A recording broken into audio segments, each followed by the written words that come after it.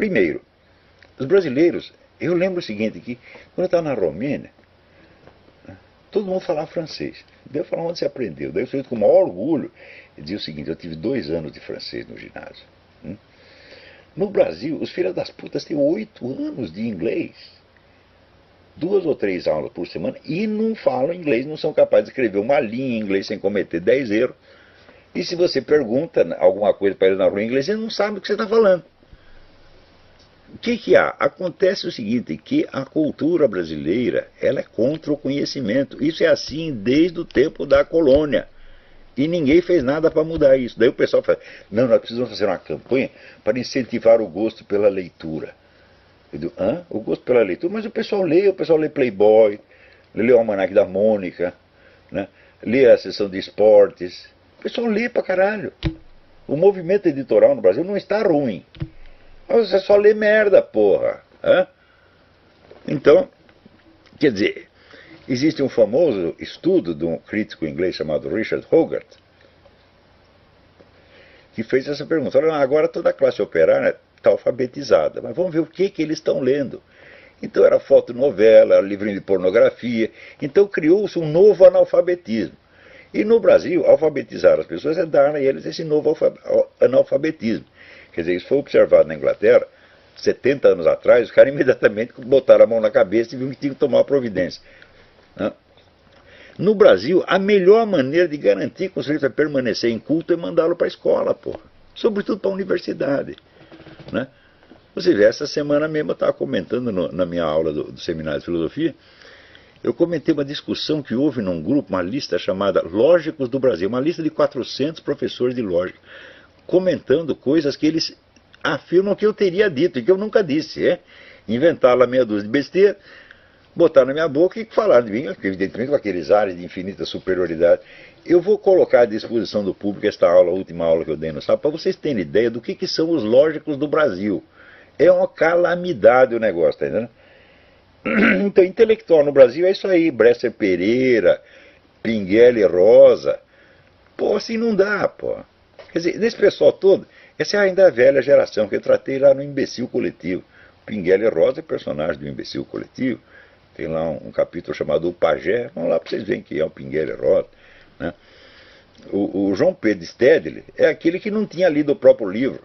Porque no debate que eu tive com ele na Bienal do Livro em 1998, ele chegou lá dizendo, não, porque há um estado de violência endêmica no campo. Daí eu peguei o livro dele, A Questão Agrária no Brasil, onde estava lá a estatística de crimes acontecidos em toda a região agrária no Brasil, durante aquele ano, 38, no ano anterior, 39.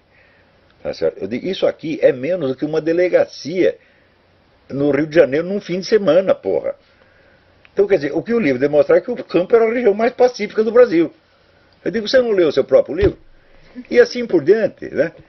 Daí, o cara não acertava uma, era uma besta quadrada.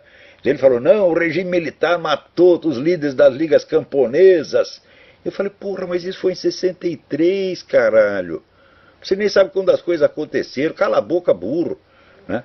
E ele, quer dizer, ele saiu tão humilhado, ele saiu batendo pezinhos, dizendo, se eu soubesse que ia ser tratado assim, eu não viria. Eu falei, não deveria ter vindo mesmo, porra. Se você vem discutir comigo, pelo menos estuda alguma coisa. Né? É esta intelectualidade que está aqui analisando a conjuntura internacional. Ai, meu saco! Né? É por isso que não vai, você está entendendo? Quer dizer, da mesmo modo que o Brasil, a cultura brasileira tem horror ao conhecimento, ela tem um amor infinito ao pseudo-intelectual. Né? Quando você pega um intelectualzinho de merda, desse que fez um estudo assim sobre a história da escola de samba de Vila Nhocuné, né? Ah, você glorifica o cara, dá um título de professor, doutor, catedrático. É impressionante, impressionante, porra. Hã?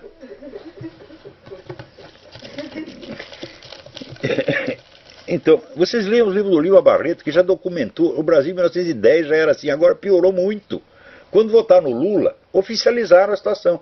Votar no Lula por quê? Porque ele é um semi-analfabeto, porque ele é um incapaz. Porque se você elege uma pessoa capaz, depois você fica com inveja dela. Então vamos votar num cara que a gente não precisa invejar. Um que é tão burro, tão incapaz quanto nós. Porque daí a gente sente assim, o que ele está fazendo eu também poderia fazer. E isso é tremendamente reconfortante para todo mundo. Né? E no Rio Grande do Sul tem um colunista chamado Juremir Machado da Silva. Ele não é um cara muito inteligente, mas eu já tive uns arranca-rabo com ele. Né? Sempre achei que ele era meio burrão. Mas, ele de fato mas ele não é um cara desonesto. Né? Ele foi para Cuba e disse, olha, eu fui lá e tentei ser comunista de novo. Você vê, o cara ainda está tentando ser comunista em 2012, porra. Daí ele disse, depois de 11 dias na ilha de Fidel Castro, entreguei de novo os pontos. Né? Daí ele disse, volto chocado, Cuba é uma favela no paraíso caribenho. Não fiquei trancado no mundo de 5 estrelas do Hotel Habana Libre. Fui para a rua. Vi, ouvi e me estarreci. Em 42 anos, Fidel construiu o inferno ao alcance de todos. Em Cuba, até os médicos são miseráveis. Ninguém pode queixar de discriminação. É ainda pior. Os cubanos gostam de uma fórmula cristalina. Cuba tem 11 milhões de habitantes e 5 milhões de policiais.